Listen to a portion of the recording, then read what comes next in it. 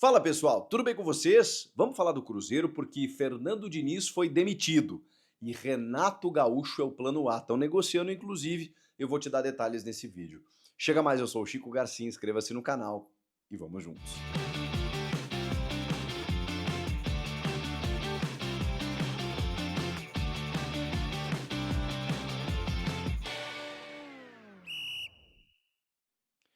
20 partidas, gente, foi o que durou Fernando Diniz no Cruzeiro. A gente já imaginava que isso fosse acontecer, porque se o futebol ele depende dos resultados, o do Fernando Diniz nesse começo de 2025 dependia ainda mais, pela maneira como ele termina 2024 e com as contratações que chegaram, a exigência ela se tornou ainda maior. Na verdade, o que aconteceu, vou explicar para vocês, foi um descompasso do tempo. De várias maneiras. A primeira é, o Fernando Diniz, ele não consegue dar resultado em tão pouco tempo. Poxa, Chico, 20 partidas, já vem desde o ano passado. Pois é, e é curioso, porque o Diniz acumula trabalhos com tempos curtos. Por quê? Porque ele não consegue dar resposta num curto espaço de tempo. Os trabalhos em que ele teve mais tempo, recentemente, foram o São Paulo, que ele chegou a disputar o título brasileiro e depois acabou perdendo, e aí teve aquela confusão com o Tietê, que ele acabou saindo e tudo mais. Chegou até a semifinal de Copa do Brasil também, foi um trabalho interessante, mais longevo, mas demorou para a coisa acontecer, para a coisa engrenar.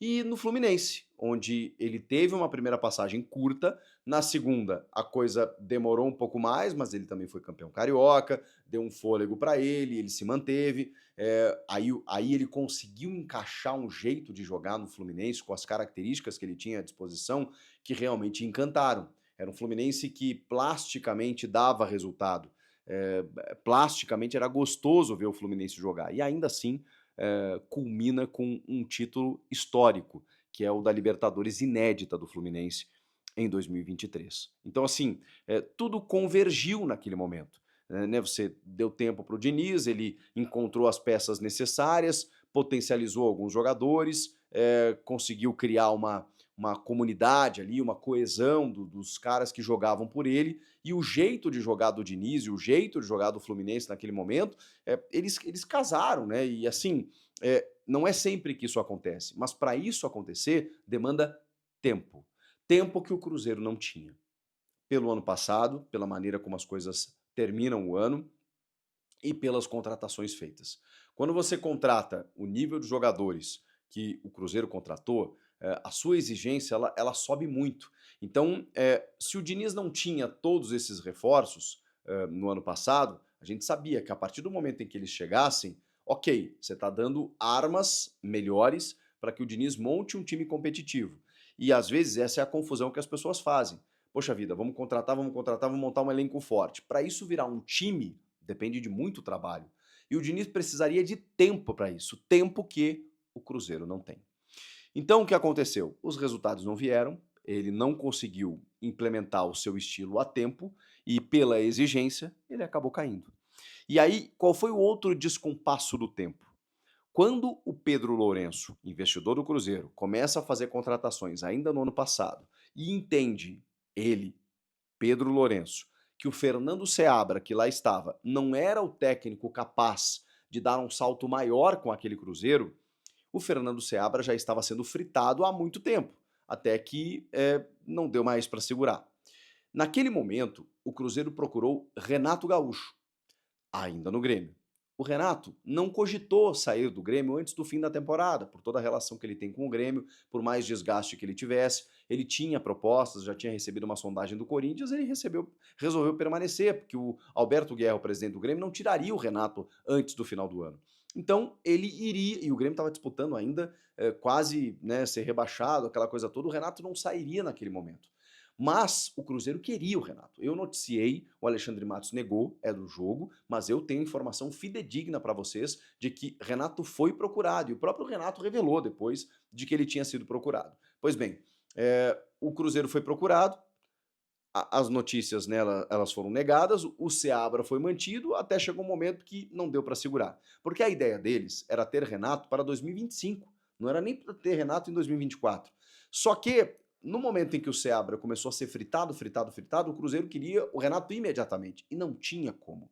Então, quando houve uma situação insustentável para a permanência do Seabra, ele teve que ser demitido, o Cruzeiro se viu no mercado tendo que contratar um treinador. Um treinador com o perfil que queria não só o Alexandre Matos, mas também o Pedro Lourenço, um técnico cascudo, para lidar com reforços de um elenco mais caro do Cruzeiro a partir de então, que segundo eles, o Seabra não tinha condições de fazer. Então eles foram no Renato, não deu certo, contrataram o Diniz. Contrataram o Diniz. O Diniz chega e não dá resultado. O Alexandre Matos tem que virar público, depois de constantes eliminações, e dizer que eles apostavam no projeto, que desse tempo ao tempo e tudo mais. Termina o ano, o Diniz é mantido e aí chegam as contratações que lotam o estádio do Mineirão. Gabigol, Dudu, Eduardo, toda aquela galera que você já sabe, o Christian, o Rodriguinho, apresentados, né, com pompa e circunstância, e aí com uma expectativa grande. Bom, agora o Diniz vai ter tempo, vai ter reforços e agora ele vai conseguir trabalhar.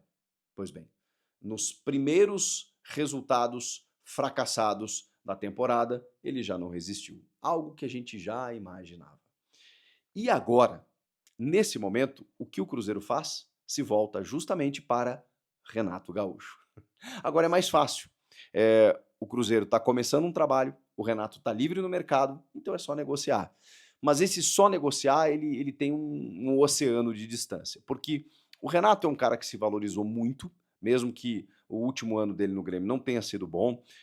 De todos os campeonatos que o Renato treinou o Grêmio, em todos ele classificou para a Libertadores, com exceção do ano passado, e a gente sabe que teve o problema da enchente, citado muito pelo Renato durante o ano, que não foi só esse o problema. O Renato teve alguns problemas táticos e técnicos no time, mas é fato que isso interferiu. O Grêmio ficou sem a casa para jogar, assim, muitos problemas.